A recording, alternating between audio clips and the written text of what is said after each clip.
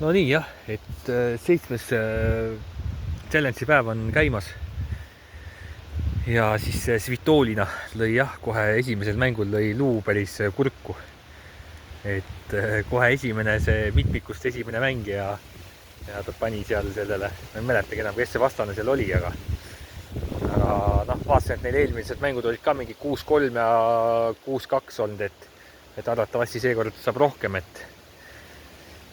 aga jah, nüüd pani Svitolin üldse 6-2, 6-1, et lõi nagu luu täiesti kurku ja see trett sai läbi, aga siis viimane nagu variant jäi veel püsida siin challenge'is. Et panin siis kohe viimase 5, mis oli alles sellest challenge'i algusest, et põhimõtteliselt see, millega me alustasime. Selle panin siis sisse ja sellega seoses siis hakkas asi jälle kiiva minema, et panin siis, kes see seal oli, Lehetska.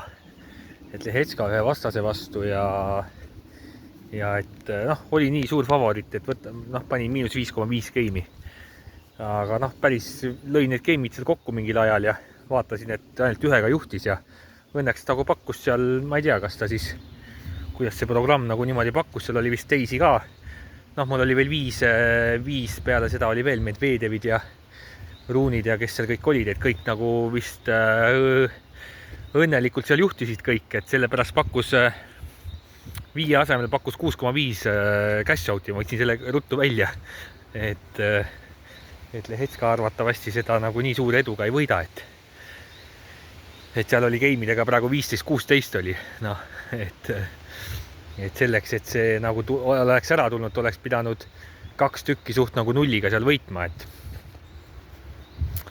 et sellega ma ei hakanud riskima ja panin nüüd edasi, et siis oleme veel elus 7. päeval ja kui noh, nüüd panin jälle sinna Medvedev mängib veel ja eks nad seal müdistavad, noh, meestel on seal 5 parem, et mehed peavad 3 setti kätte saama, naistel on 3 parem, et see on nagu huvitav seal Wimbledonis. Et naised peavad siis 2 geimi setti kätte saama.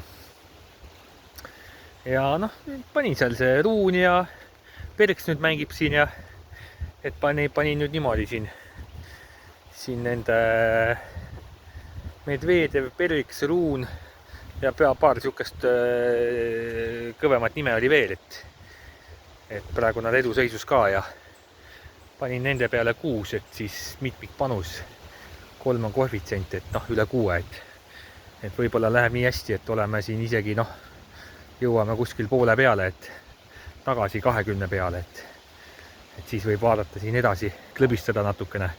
Et sellised siis praegult on 7. challenge'i päeva arengud. Vaatame, mis sellest kombost nüüd tuleb. Ja siis vaatame edasi.